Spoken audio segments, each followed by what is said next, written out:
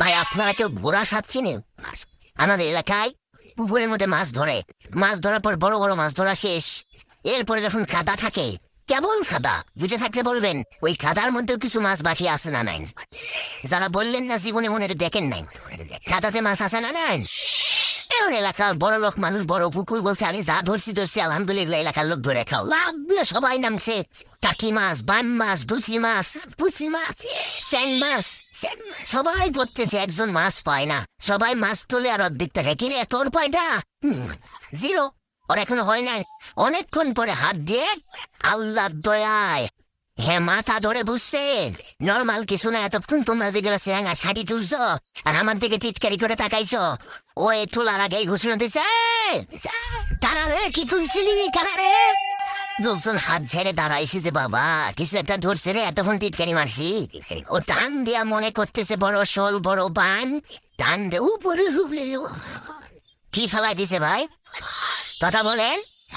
এই সাপ কি সাইজ? পানির সাপ, বোরা সাপ, ও কামড়ালেও কিছু হয় না, বেশি কামড়ালে গরুর গোবর লাগাই দিলে বিশ্বাস, ঠিক না?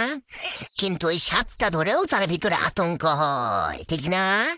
আল্লাহ বলছেন ইন্না শাইতানা লাকুম আদুউন মুবিন। বান্দা শয়তান তো দূরের কথা, শয়তানের পদাঙ্ক পর্যন্ত তোমাদের জন্য এইরকম কঠিনতর শত্রুতার পথ, তুমি এই পথের আশপাশে পর্যন্ত যাবে না, আমি আল্লাহ বললাম। তাছাড়াও যেদিন মুসলিমদেরকে আলাদা করা হবে ওই দিন কিন্তু তুমি ইমানদারদের দপ্তরে থাকতে পারবে না। প্রিয় ভাইরা একটু আইডেন্টিফাই করেন, অনেক জোরে জোরে তো হইচই করলাম, একটু আইডেন্টিফাই করেন কোন পথগুলা শয়তানের পথ। আপনি চুলটা এমন ভাবে কেটেছেন যেটা ইসলাম এলাও করে না। আপনি আপনার পোশাকটা হালালে হয়তো পরেছেন, কিন্তু ওই পোশাকের ধরনটা মুসলিম যুবকের সাথে যায় না। আপনি যে পোশাকটা পরে মা, আপনি যে পোশাকটা পরে আমার বোন বাইরে যাচ্ছেন, আপনি আপনার পরে আপনি হয়তো বলছেন আমি তো পরু সাইড দেখতেছি না, আমি সংবাদ দেখতে যাই এটা চলে আসছে, কিন্তু আপনার চোখ শয়তান আকৃষ্ট করে আপনার মনকে অন্যদিকে নিয়ে যাওয়ার চেষ্টা করবে। বলবেন হুজুর এটার ব্যাখ্যা কি? দেখেন মুফাসসিররা কি ব্যাখ্যা করেছেন আমি সেটা বলি। আল্লাহ রাব্বুল আলামিন বলছেন শয়তানের পথ অনুসরণ করবে না। কোন পথ অনুসরণ করবে? আল্লাহ বলছেন ওয়ানি আবুদুনি হাদা সিরাতুম মুস্তাকিম।